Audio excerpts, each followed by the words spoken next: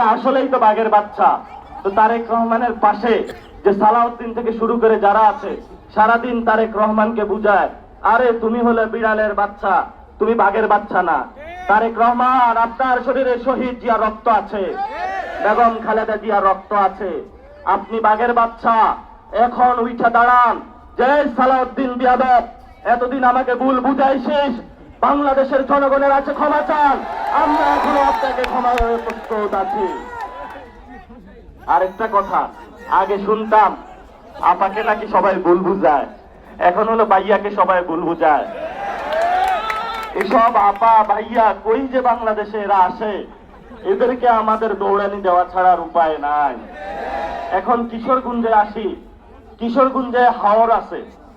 হাওর যেমন ভালো জিনিস, খারাপও জিনিস।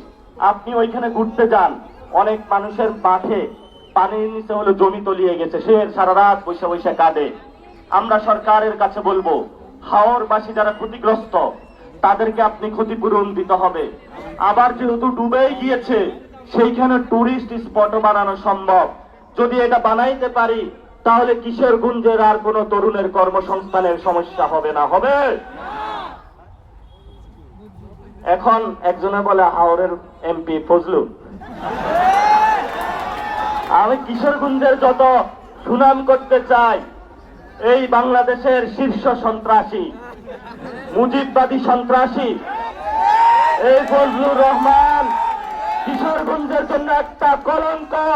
এই কলঙ্কের দাগ কিশোরগঞ্জ থেকে সরাইতে হবে। মাননীয় ভাইয়া যান, আপনার এই যে মুজিব প্রেমীর একটা মুখপাত্র শীর্ষ সন্ত্রাসী ফজু পাগলাকে কিশোরগঞ্জবাসীর হলে জড়িয়ে দিয়েছেন, এই পাগলকে সরান। কিশোরগঞ্জ মানুষ মহা বিরক্তিতে আছে এই পাগলের কারণে। সারাদিন এত উল্টা পাল্টা কথা বলে, কিশোরগঞ্জ শুনলে মনে হয় ফজু পাগলার কথা চলে আসে। কিশোরগঞ্জের মানুষ ফজু পাগলাকে চায় না, আপনি জোর করে বসিয়ে রেখেছেন। এই সন্ত্রাসীকে আমরা গ্রেপ্তারের দাবি জানাই। আরেকটা আছে এখানে নাকি আওয়ামী লীগের নিজাম নাকি কি নাম, কে আমাকে যেন বলছেন, নিয়াজ নাকি, এই আরেকটা শীর্ষ সন্ত্রাসী আছে। এগুলো আপনারা কি করেন? এগুলো সাইজ করতে পারেন না? 24-এর অস্ত্রগুলো কি কই কই গেছে?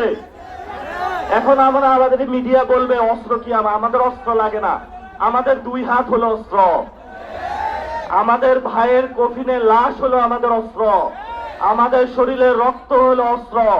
ওরা ট্যাঙ্ক, কামান, গুলি, AK-47 সব নিয়ে আসুক, আর আমরা যেখানে এখানে যারা আছি, আমরা বাংলাদেশে নামি দেখবো কার শক্তি কতটুকু। ওরা আমাদেরকে একটু মনে হয় গুনাহ ছাইড়া দিছে নাকি, আমরা মনে হয় একটু চুপ হয়ে গেছি।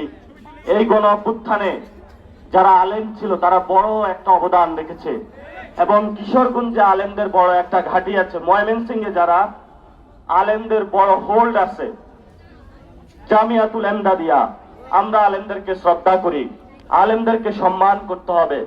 এই আলেমরাই কিন্তু মন্দির পাহারা দিয়েছে।